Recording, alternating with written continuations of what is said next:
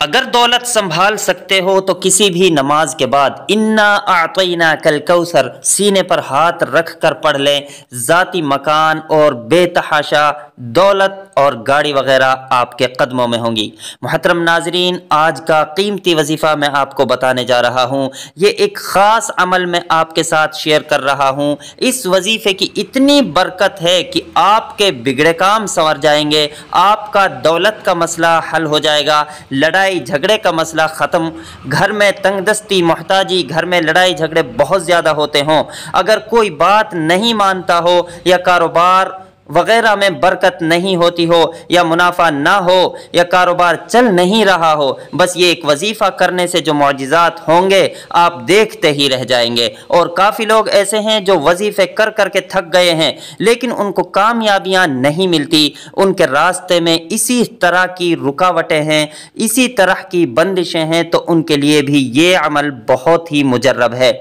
وہ بھی اس وظیفے کو کر لیں تو انشاءاللہ العزیز ایسا معجزہ ہوگا کہ اللہ پاک اس کی غیب سے مدد فرمائیں گے، تمام مشکلات اور پریشانیاں ختم ہو جائیں گی۔ آج کے دن یہ خاص وظیفہ کیجئے۔ اس سورت کو پڑھنے والا آج تک کبھی کسی حاجت سے محروم نہیں رہا۔ اس آیت کو پڑھنے والے کو مانگنا نہیں پڑتا اور اسے مل جاتا ہے۔ میرے بھائیوں، نبی کریم صلی اللہ علیہ وسلم نے فرمایا، اے عبداللہ ابن قیس، کیا میں تمہیں جنت کے خزانوں میں سے ایک خزانے کے متعلق نہ بتاؤں؟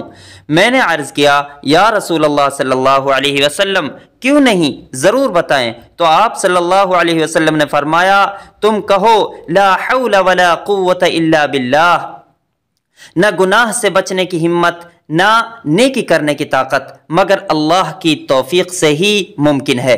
یہ بخاری مسلم کی روایت ہے۔ تو میرے بھائیوں، آج کا یہ جو وظیفہ ہے اس کو کتنی تعداد میں پڑھنا ہے، کس وقت پڑھنا ہے، اور اس وظیفے کے پڑھنے سے کیا کیا فوائد آپ کو ملیں گے، آج کی یہ خاص ویڈیو میں ہم آپ کو اس کے متعلق سب کچھ بتائیں گے۔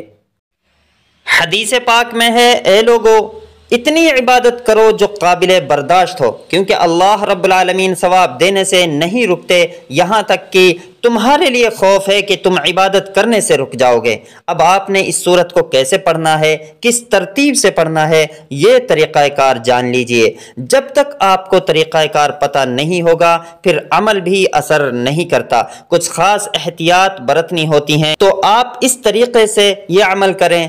کوئی بھی وقت آپ چن لیں، چاہے فجر ہو، ظہر ہو، عصر، مغرب، عشاء، تہجد، کسی بھی نماز کے بعد آپ یہ عمل کر سکتے ہیں، اس میں کوئی پابندی نہیں ہے۔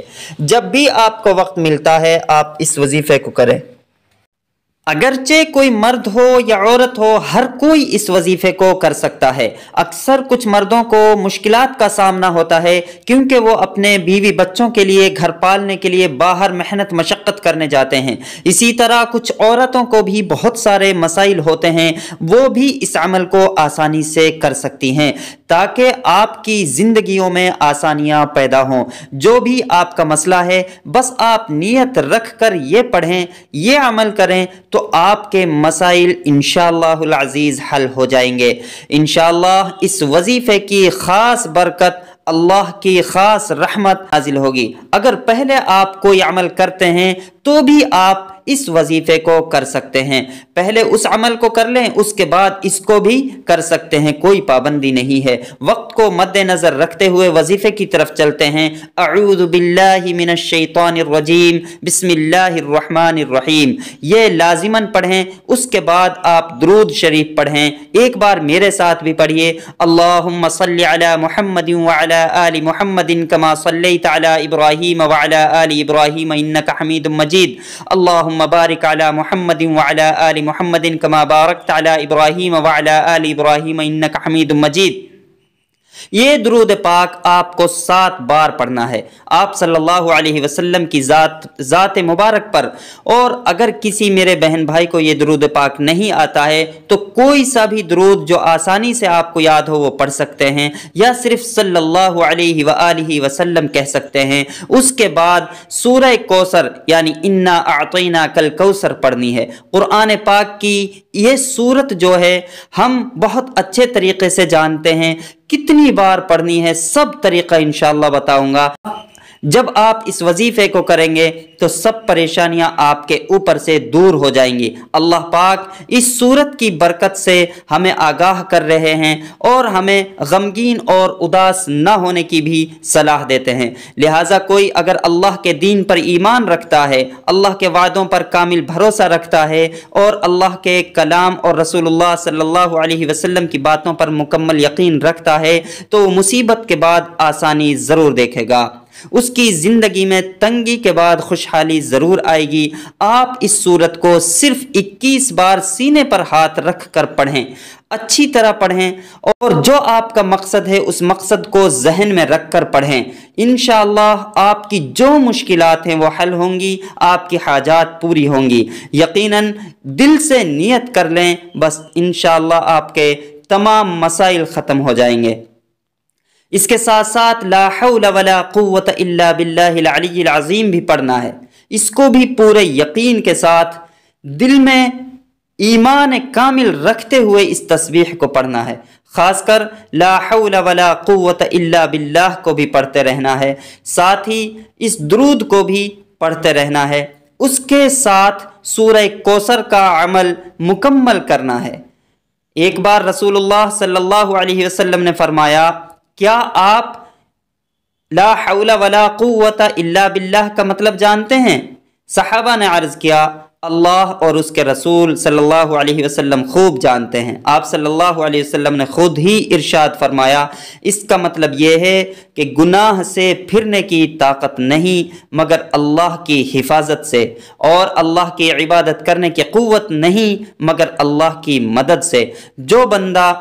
اور فرمایا جو بندہ ہر وقت استغفار کرتا رہتا ہے، اللہ اس کی ہر مشکل آسان کر دیتا ہے اور ہر غم کو دور کر دیتا ہے، اور ایسی جگہ سے روزی دیتا ہے جہاں سے اسے گمان بھی نہیں ہوتا۔ اس کی آپ نے 100 دانوں پر ایک تسبیح یعنی لا حول ولا قوت الا باللہ کی ایک تسبیح روزانہ پڑھنی ہے۔ اس کے بعد دعا کرنی ہے، سبحان اللہ یا رب کریم، یا اللہ آپ کو آپ کی شان کریمی کا واسطہ ہم گنہگاروں پر اپنے گھر کے دروازے کھول دے، ہم سیاہ کار ہیں، یا اللہ تو ذوالجلال ہے، تو ہمیں معاف کر دے۔